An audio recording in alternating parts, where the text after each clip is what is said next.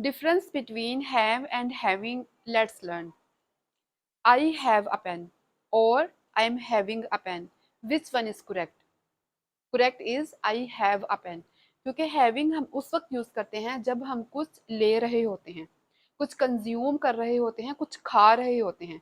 जैसे I am having fruits, मैं fruits ले रहा हूँ यानी खा रहा हूँ। आई एम हैविंग लंच, मैं लंच खा रहा हूँ। आई एम हैविंग टी, मैं चाय पी रहा हूँ। इसके अलावा हैविंग हम यूज करते हैं जब हम कोई एक्सपीरियंस बयान कर रहे होते हैं। I am having a good time, मैं बहुत मजा कर रहा हूँ, बहुत अच्छा वक्त गुजार रहा हूँ। वी आर हैविंग फन, हम मजा कर रहे हैं। I am having a difficult time, मैं एक मुश्किल वक्त से गुजर रहा हूँ।